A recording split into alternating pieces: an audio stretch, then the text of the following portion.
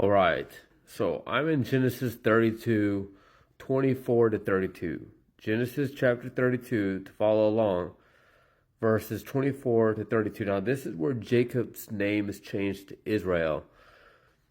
And I find this conversation, I find this whole scene out of the Genesis very interesting. And there's a lot to be researched in regards to like finding out the context. So it says in 24, and Jacob was left alone.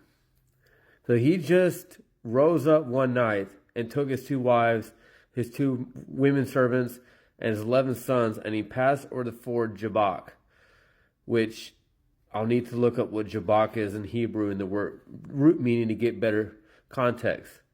He took them, sent them over the brook, and sent over that he had. But then he was left alone, and there he wrestled a man with him until the breaking of the day.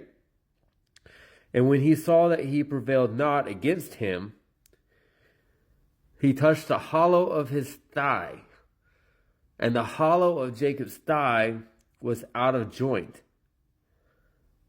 as he wrestled with him. And he said, let me go, for the day breaketh. And he said, I will not let thee go, except thou bless me. So who is talking to who? Who's this man? I have kind of an idea. Let's continue on. And he said unto him, what is thy name? And he said, Jacob. So we had 2 he's going on here. And he said, thy name shall be called no more Jacob, but Israel, for as a prince hast thou power with God. I'm thinking of Prince of Peace. For as a prince hast thou power with God and with men, and hast prevailed. And Jacob asked him and said, tell me, I pray thee, thy name. And he said, wherefore is it that thou dost ask after my name? And he blessed him there.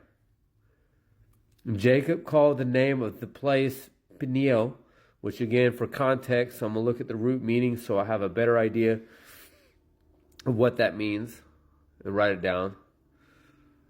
For I have seen God face to face. So it says right there, Jacob has seen God face to face. God himself. We're talking about Elohim, the creative authority. We have God, we have Lord God, we have Lord. He's seen God face to face, our father Jacob. And then as he passed over Penuel, the sun rose upon him, and he halted upon his thigh.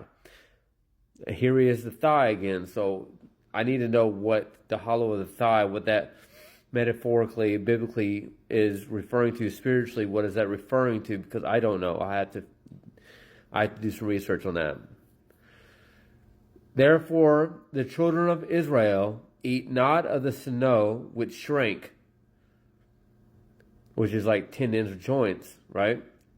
I believe, which is upon the hollow of the thigh unto this day, because he touched the hollow of Jacob's thigh in the sinew that shrank. I'm about to dive into this before I go into chapter 33 of Genesis, but chapter 32, verse 24 through 32, do some research in regards to context, unless you already have like a good amount of knowledge. If I can remember this one guy that I just started following, Doc. Okay, let me tag him and see what he says about this. But I want y'all to go ahead and think about this yourself. Leave your comments below. If you've already read this and you've researched it and you dug it apart to figure out the context and understand some of the things of which is being said here in verses 24 through 32 in chapter 32, then please let me know as well. God bless. I wanted to read this out to y'all. I'm going to continue to do this. Peace. Love y'all. Appreciate the support. Peace.